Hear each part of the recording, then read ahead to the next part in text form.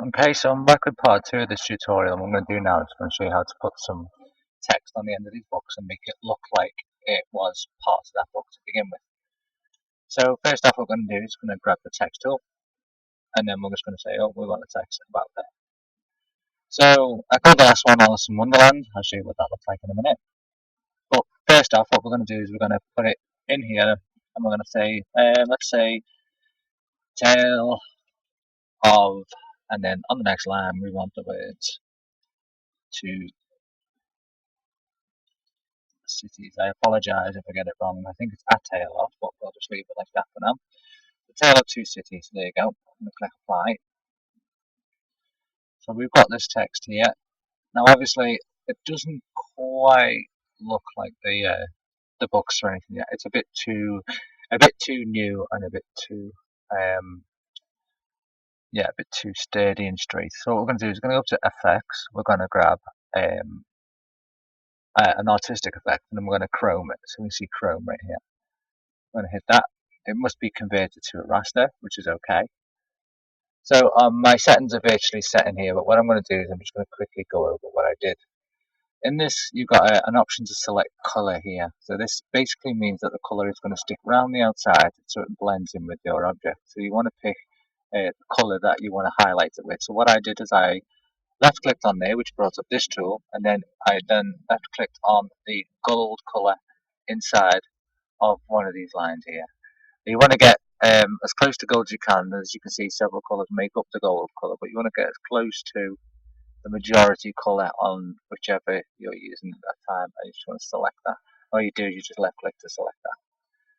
So as you can see, it's programmed that in there. I'm going to say OK, and then I'm going to say OK again. And as you can see now, it's gone ahead and added that effect. You can add different effects to it, so let's just undo that and go back again.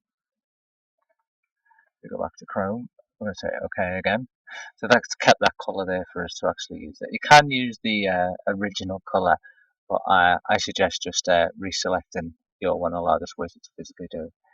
Now, in this one, I've added a lot of flaws. Sometimes imperfections make the image. So as you can see here, I've taken the flaws away. It looks very clean and almost new. You want it to look as old as possible in this case, so I always drag it right up to the top to make it look very warm. I drop the brightness down a bit, but what I'll do is I'll brighten it back up again. It makes it a bit more polished. The older you want to go, the darker you want to go, but eventually you go a little bit too far. But you want to just keep it as bright, maybe, as the surrounding book, with a bit of dullness to it. So look for these kind of tones here and add it to there. You can always hover over them if you really want to, and try and get the same balance of heaviness on each colour. You look at the highest colour rating, it's 55. You come back to this one, the highest colour rating is 78, so you know that that's slightly darker. So you could brighten that up a tiny bit if you wanted. So there you go. Try and go in there.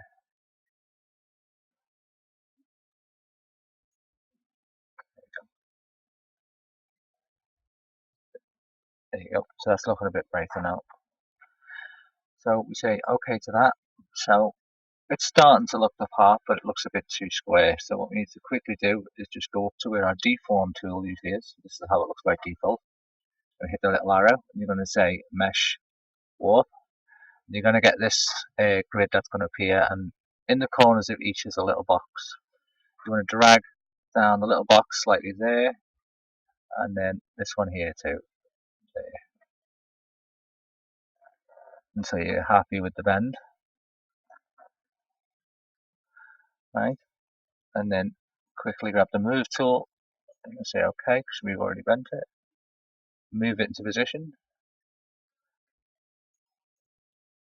so you're happy with it. I think I'm going to leave mine about there. Yeah, so you could go ahead and add a third one there if you wanted.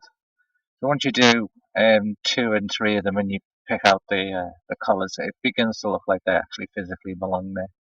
When you create the text and put it on, you can begin to change the text using the standard format tools up here. Stroke is the outer line, so you can see where this gold bit is on this text.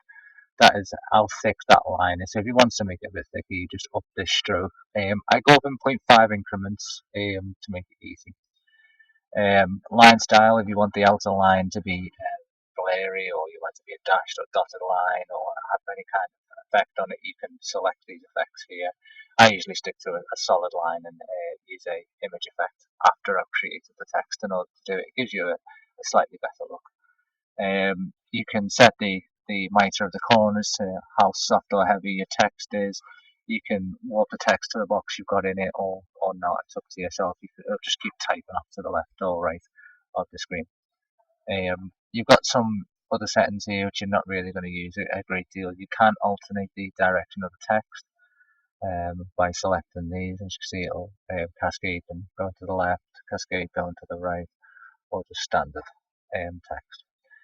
So I'm going to quickly run through that again. You put your text down, grab your text tool, put it down, apply the text. Oh, cancel that. Using the center tool, move it into position roughly about where you want it. Grab the effects tool, artist effects, Chrome, OK. And then make sure your floors are up high. Select your color from around by what color you're using. In this case, we're using this gold. Set your brightness so it's about the same. Say OK, and then you've got it there. Then grab your mesh filter,